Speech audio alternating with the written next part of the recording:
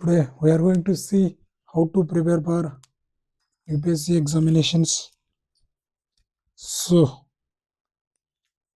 first, what is UPSC? UPSC is a constitutional body.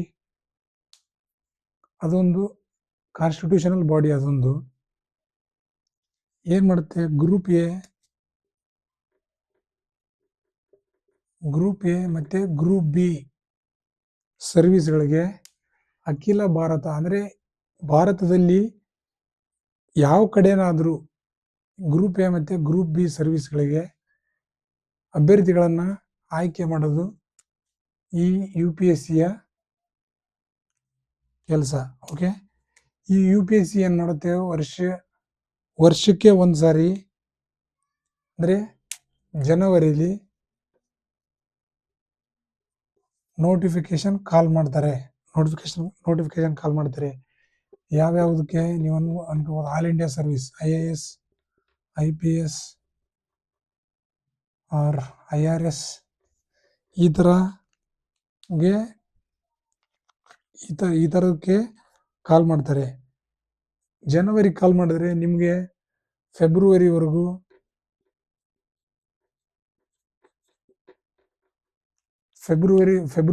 Application ಹಾಕೋದಕ್ಕೆ ಅವಕಾಶ ಇರುತ್ತೆ. ಆಮೇಲೆ ವರ್ಷ ಮೇ ತಿಂಗಳಲ್ಲಿ, ಮೇ ಕೊನೆಯ ವಾರ, ಲಾಸ್ಟ್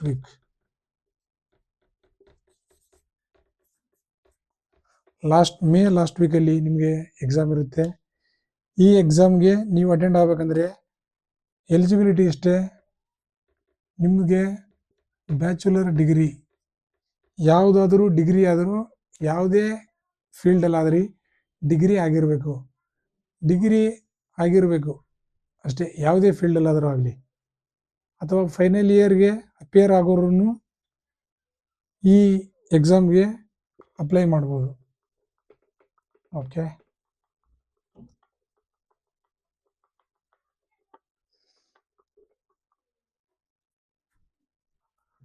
ಅಪ್ಲೈ ಮಾಡ್ಬೋದು. ಆಯಿತು. ಈಗ UPSC ಯಾವ್ಯಾವುದಕ್ಕೆ ಜಾಬ್ ಕಾಲ್ ಮಾಡ್ತಾರೆ, ಮತ್ತು UPSC ಬರಬೇಕಂದ್ರೆ ಏನಿರಬೇಕು, ಡಿಗ್ರಿ ಆಗಿದ್ದರೆ ಸಾಕು. ಅಥವಾ ಫೈನಲ್ ಇಯರ್ಗೆ ನೀವು ಅಪಿಯರ್ ಆಗಿದ್ರೆ ನೀವು UPSCಗೆ ಪ್ರಿಪೇರ್ ಆಗ್ಬೋದು.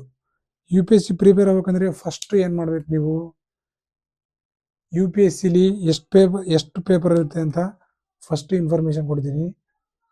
3 ಹಂತದಲ್ಲಿ UPSC ಎಕ್ಸಾಮು ಕಂಡಕ್ಟ್ ಮಾಡ್ತಾರೆ. ಯಾವ್ಯಾವುದು? First prelim stage, second one main stage, and third and final round interview or PT personality test. ಈ ಮೂರು ಹಂತದಲ್ಲಿ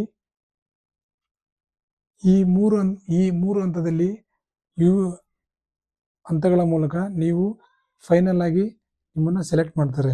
ಓಕೆ, ಈ ಫೈನಲ್ ಆಗಿ ಸೆಲೆಕ್ಟ್ ಮಾಡೋದಕ್ಕೆ ಪ್ರಿಲಿಮ್ಸಲ್ಲಿ 2 ಪೇಪರ್ ಇರುತ್ತೆ, ಮೇನ್ಸಲ್ಲಿ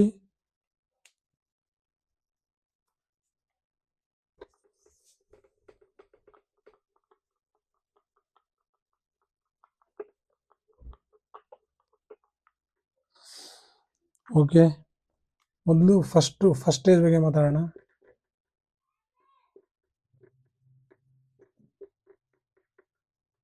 ಪ್ರಿಲಿಮ್ ಸ್ಟೇಜಲ್ಲಿ 2 ಪೇಪರ್ ಇರುತ್ತೆ, paper 1 and paper 2. Paper 1 100 marks, 100 questions, 2 marks, 200 ಮಾರ್ಕ್ಸ್ಗೆ. ಆ್ಯಂಡ್ ಪೇಪರ್ 2 ಅಲ್ಲಿ 80 ಕ್ವಶನ್ಸ್ ಇರುತ್ತೆ ಇಂಟು 2.5, ಇದು 200 ಮಾರ್ಕ್ಸ್ಗೆ. ಇದರಲ್ಲಿ ನೀವು ಓನ್ಲಿ 33% ಮಾರ್ಕ್ಸ್ ತಗೊಂಡ್ರೆ ಸಾಕು. 80ರಲ್ಲಿ ಮಿನಿಮಮ್ ಅಂದರೆ ನೀವು 33 ಕ್ವಶನ್ ಏನಾದರೂ ಕರೆಕ್ಟ್ ಮಾಡಿದ್ರೆ ನಿಮಗೆ ಬರುತ್ತೆ. ಅಂದರೆ 66 ಮಾರ್ಕ್ಸ್ ತಗೋಬೇಕು. ಔಟ್ ಆಫ್ 200 ನೀವು 66 ಮಾರ್ಕ್ಸ್ ತಗೊಂಡ್ರೆ ನೀವು ಪ್ರಿಲಿಮ್ಸ್ಗೆ ಕ್ವಾಲಿಫೈ ಆಗ್ತೀರಾ. ಪೇಪರ್ ಒನ್ನು 100 ಕ್ವೆಶನ್ಸು 2 ಪೇಪರ್ ಇರುತ್ತೆ. ಪೇಪರ್ 1 ಪೇಪರ್ 2 ಇದು ಕ್ವಾಲಿಫೈ ಅಷ್ಟೇ. ಇದು ಮೆರಿಟ್ ನಿಮ್ಮನ್ನ ಮೇನ್ ಸ್ಟೇಜ್ಗೆ ಕ್ವಾಲಿಫೈ ಮಾಡೋದಕ್ಕೆ ಇದು ಮ್ಯಾಂಡೇಟರಿ ಏನಿಲ್ಲ.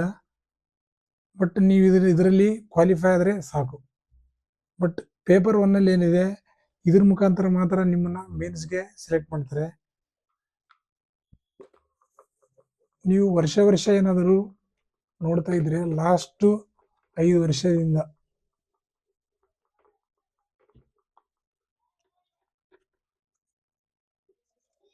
2020ರಿಂದ 25ರವರೆಗೆ ನೀವು ನೋಡ್ತಾ ಇದ್ರೆ ಪೇಪರ್ 1 ಪ್ರಿಲಿಮ್ಸ್ ಅಲ್ಲಿ ಏನಿದೆ ಅದ್ರ ಕಟ್ ಆಫ್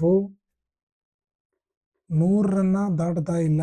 100 ಮಾರ್ಕ್ಸ್ ಅಂದ್ರೆ ಔಟ್ ಆಫ್ 200 ಓನ್ಲಿ 50 ಕ್ವೆಶನ್ ಏನಾದ್ರು ಕರೆಕ್ಟ್ ಮಾಡಿದ್ರೆ ನೀವು ಮೇನ್ಸ್ಗೆ ಎಲಿಜಿಬಿಲಿಟಿ ಆಗ್ತೀರಾ. ಓಕೆ, 50 ಕ್ವೆಶನ್ ಸೆಲೆಕ್ಟ್ ಮಾಡಿದ್ರೆ ನೀವು ಮೇನ್ಸ್ಗೆ ಎಲಿಜಿಬಿಲಿಟಿ ಆಗ್ತೀರಾ. 50 ಕ್ವೆಶನ್ನ ಕರೆಕ್ಟ್ ಮಾಡೋದು ಹೇಗೆ? ಓಕೆ,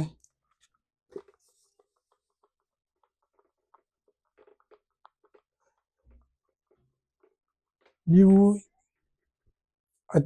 ಹೆಚ್ಚು ಟಾಪರ್ಗಳ ವಿಡಿಯೋಗಳನ್ನ ನೋಡಿರ್ಬೋದು. ನೀವು ಪೇಪರ್ 1ನಲ್ಲಿರೋದು ಮೇನ್ ಆಗಿ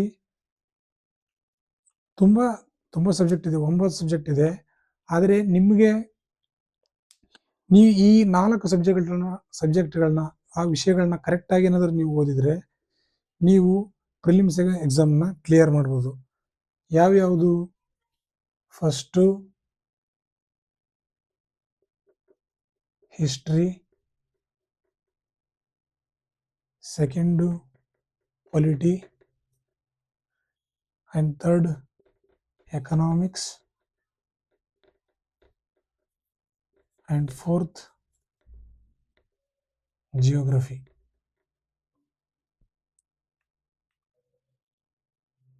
ನೀವು ಈ 3 ಸಬ್ಜೆಕ್ಟ್ನ ನೀವು ಪುಸ್ತಕ ನೋಡಿ ಬುಕ್ ನೋಡಿ ಓದ್ಬೋದು. ಆದರೆ ಎಕನಾಮಿಕ್ಸ್ನ ನೀವು ಬುಕ್ ನೋಡಿ ಓದೋಕ್ಕಾಗಲ್ಲ. ಎಕನಾಮಿಕ್ಸ್ ಅಲ್ಲಿ ಮೇನ್ ಕ್ವೆಶನ್ಸ್ ಬರೋದು ಬಜೆಟ್ಗೆ ಸಂಬಂಧಪಟ್ಟಂಗೆ. ನೀವೇನಾದರೂ ಕರೆಕ್ಟಾಗಿ ಈ 4 ವಿಷಯಗಳನ್ನ ಕರೆಕ್ಟಾಗಿ ಓದಿದ್ರೆ, ಅದ್ರ ಜೊತೆ ನೀವು ನ್ಯೂಸ್ ಪೇಪರ್ ಅಂತೂ ಮಿಸ್ ಮಾಡಂಗಿಲ್ಲ. ನ್ಯೂಸ್ ಪೇಪರಲ್ಲಿ ಎನ್ವಿರ್ನಮೆಂಟ್ಗೆ ಸಂಬಂಧಪಟ್ಟಂಗೆ, ಪರಿಸರಕ್ಕೆ ಸಂಬಂಧಪಟ್ಟಂಗೆ ಏನಾದರೂ ವಿಷಯಗಳಿದ್ರೆ ಅದ್ರ ಪ್ರಕಾರ ಆಗುತ್ತೆ. ಮತ್ತು science and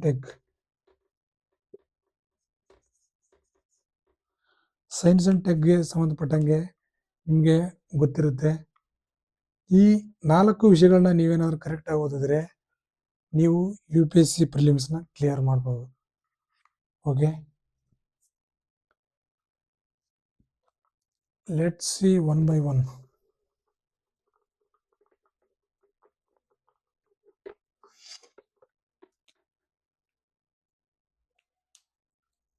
let's see one by one. First ಏನು? History.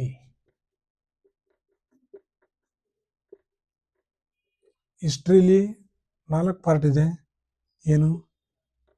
ಏನ್ಷಿಯಂಟು, medieval, modern, art and culture. Okay,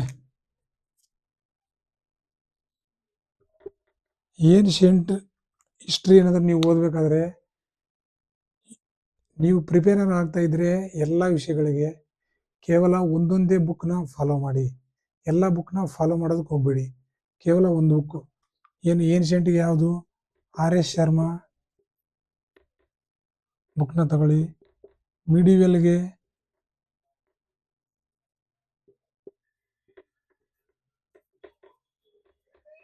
Satish Chandra book ತಗೊಳ್ಳಿ.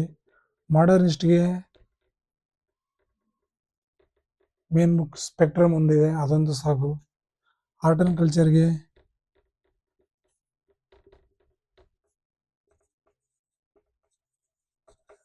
ನಿತಿನ್ ಸಿಂಘಾನಿಯ ಬುಕ್ ಇದೆ. ಹಿಸ್ಟ್ರಿಗೆ ಈ 4 ಪುಸ್ತಕಗಳನ್ನ ನೀವು ಫಾಲೋ ಮಾಡಬೇಕಾಗುತ್ತೆ. Ancient history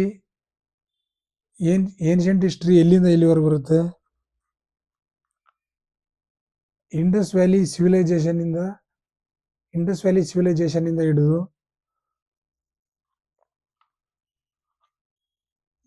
Indus valley civilisation ಇಂದ ಹಿಡಿದು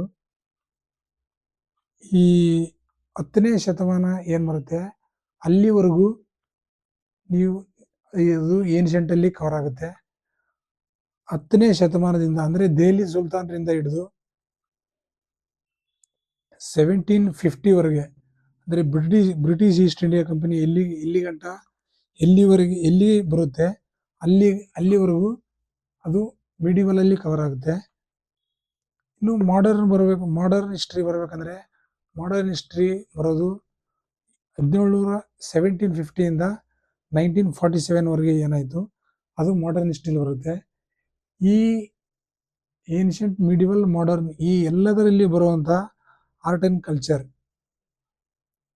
ಶಿಲ್ಪಕಲೆ, ವಾಸ್ತುಶೈಲಿ, ಆರ್ಕಿಟೆಕ್ಚರ್ ಮತ್ತೆ ಆ ಕಲ್ಚರ್ಗಳು ಜನನ ಏನಿದ್ದಿತ್ತು ಅದನ್ನೆಲ್ಲವನ್ನ ನೀವು ಕಂಪೈಲ್ ಮಾಡಿ ಓದ್ಬೇಕಂದ್ರೆ ನೀವು ನಿತಿನ್ ಸಿಂಘಾನಿಯ ಬುಕ್ಕು ಇದೊಂದು ಓದಿದ್ರೆ ಸಾಕು. ಓಕೆ, ಇದು ಹಿಸ್ಟ್ರಿಗಾಯ್ತು.